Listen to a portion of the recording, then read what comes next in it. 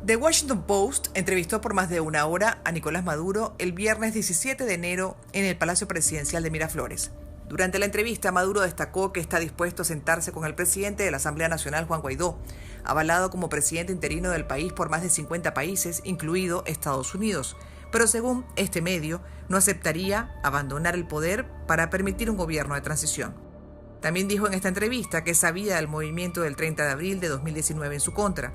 Con relación a las sanciones impuestas por Estados Unidos y las que la Unión Europea evalúa, Maduro aseguró no importarle. Hola, Juan Guaidó, dentro de la agenda que él tendrá en Colombia. Otro elemento se suma al escenario político. El presidente de la Asamblea Nacional y presidente interino de Venezuela, Juan Guaidó, arribó de manera sorpresiva este domingo a Bogotá, Colombia, para participar en la cumbre antiterrorista que comienza este lunes 20 de enero, y en donde se espera se reúna con el secretario del gobierno estadounidense Mike Pompeo. Luego de estos encuentros, Guaidó continuará una gira por Europa y Estados Unidos. Donald Trump asistirá el 21 y 22 de enero al Foro Económico Mundial en Davos, Suiza, posible escenario para un primer encuentro entre Guaidó y Trump. En una resolución apoyada por 471 diputados, rechazada por 101 diputados y con 103 abstenciones, el Parlamento Europeo reconoció y apoya a Juan Guaidó como el legítimo presidente de la Asamblea Nacional y el legítimo presidente de la República Bolivariana de Venezuela. Además, condena con dureza el intento de golpe de Estado de Maduro y sus aliados, así como sus esfuerzos para impedir que la Asamblea Nacional lleve a cabo correctamente el mandato constitucional que le extiende el pueblo venezolano. Vamos a dar los anuncios para, por ejemplo, recuperar la señal de Telesur. Dentro de los planes políticos de Juan Guaidó está contemplada una reestructuración del medio propagandístico internacional de Maduro y de la izquierda latinoamericana, Telesur. Pero muchos se preguntan cómo se ejecutaría el cambio de la televisora multiestatal. Por lo pronto, la atención se centra en la crisis nacional y este paso que da el presidente Juan Guaidó de burlar nuevamente el cerco impuesto por Maduro, para sostener encuentros internacionales que puedan servir de apoyo a la salida definitiva del actual sistema político en Venezuela.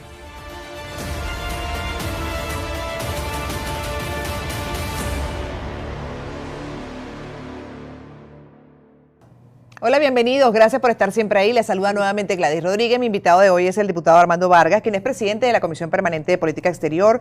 Además, está muy abocado al tema de soberanía e integración de la Asamblea Nacional y es diputado por el Estado Anzoátegui. Gracias por aceptar esta invitación. Gracias a ti, Gladys. Para tratar todo lo que tiene que ver además con la materia internacional con relación, por supuesto, a la crisis venezolana y además este último elemento que se suma al escenario político lo referíamos en este micro de presentación inicial, de haber tomado la decisión el presidente encargado, el presidente de la Asamblea Nacional, Juan Guaidó, de hacer una gira, burlar el cerco nacional nuevamente que le impone Nicolás Maduro y comenzar con la cumbre antiterrorista de Bogotá, Colombia.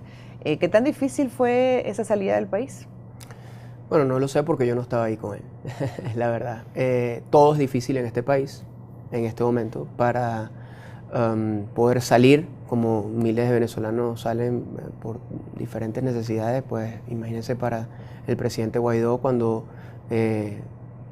su vida, su integridad está bajo constante amenaza, como la de todos nosotros los diputados, como la de los dirigentes y como la del venezolano común que decide levantar la voz en contra de la injusticia. O sea, ahí en este sentido el presidente Guaidó está dando un paso adelante, una vez más está liderando, está desafiando. Claro, y está asumiendo también responsabilidades. ¿Por cuánto tiempo, diputado Armas, se estima que va a ser esta gira de Juan Guaidó?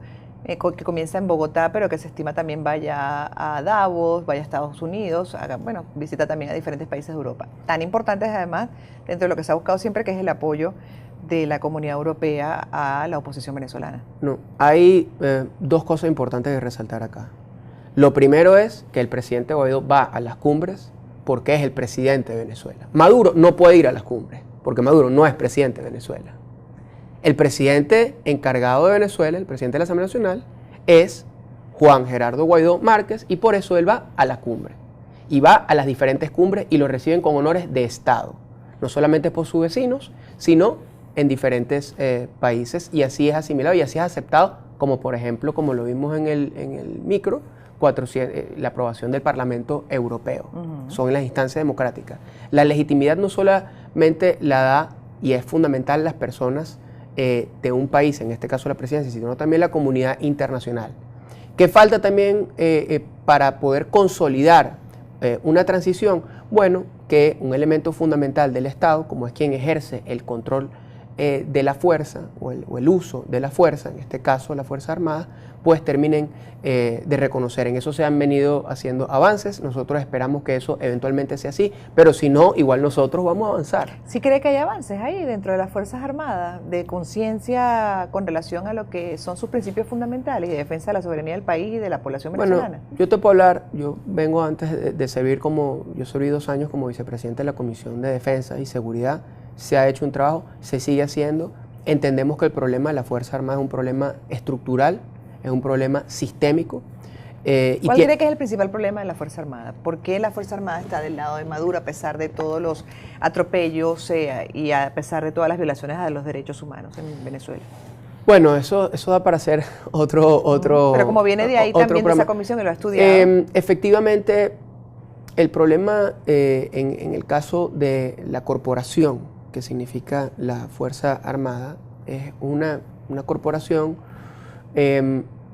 históricamente ha sido una organización que ha asumido un rol en su idiosincrasia, en su formación, desde 1830 y luego con la modernización del Estado en los años de Gómez, han asumido un rol, o ellos han creído que tienen que asumir un rol de liderazgo en función del desarrollo del país. Y eso, en mi particular visión, es errado. La Fuerza Armada tiene que encargarse de defender la soberanía, las fronteras y aportar desde el punto de vista de seguridad. El desarrollo es un concepto mucho más amplio. Y ahí bueno, yo he discutido esto con expertos en la materia, como Rocío San Miguel y otros, y estos son debates que hay que dar. Nuestra historia republicana ha estado llena, o mejor dicho, el liderazgo en nuestra historia republicana de Estado, en su mayoría ha pertenecido o lo han detentado militares. Claro, militares. Y eso es históricamente así. También hay un tema de incentivos. Hay un tema de incentivos antes, durante la democracia, y hoy en día también.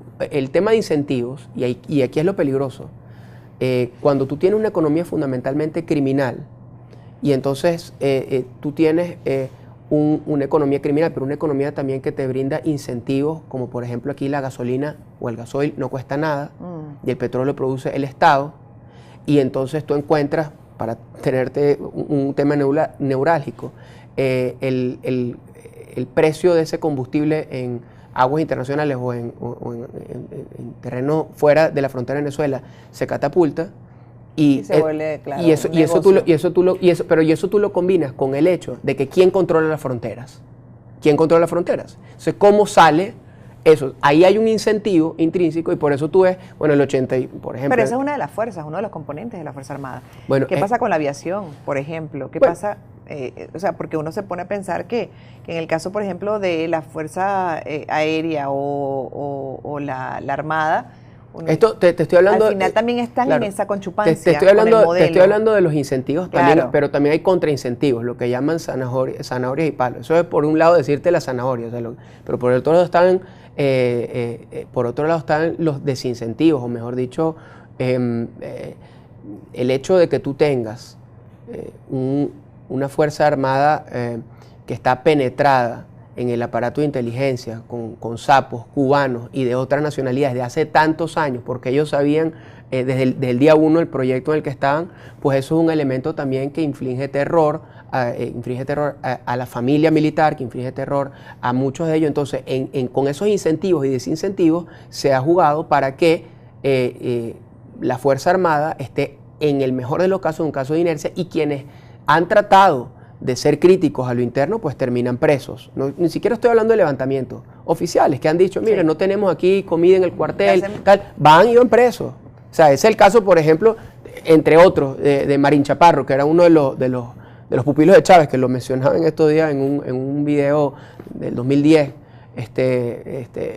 que fue uno de los comandantes de fuerzas especiales del ejército, está preso hoy en día, porque le dijo al alto mando militar, mira, aquí esto deberíamos impulsar el mérito, deberíamos hacer esto y esto y esto, bueno, preso. Entonces tienen sus purgas y sus dinámicas internas. Claro, pero además también hace 20 años se creó dentro de, como bien describía, pues como parte de un objetivo político, pues esa conchupancia con la Fuerza Armada y el involucrarla además también con el poder y con los beneficios del poder, ¿no? Entonces al final también están dentro de ese mismo sistema y al final son también corresponsables de lo que nos está pasando. Entonces, bueno, sí, nada fácil, pero... No es fácil, y lo que nos corresponde a nosotros, en este sentido, desde la Asamblea Nacional sobre todo, y desde la comunidad académica, es brindar una reforma, o mejor dicho, un planteamiento de reforma estructural de lo que será nuestra seguridad y nuestra defensa de cara al futuro.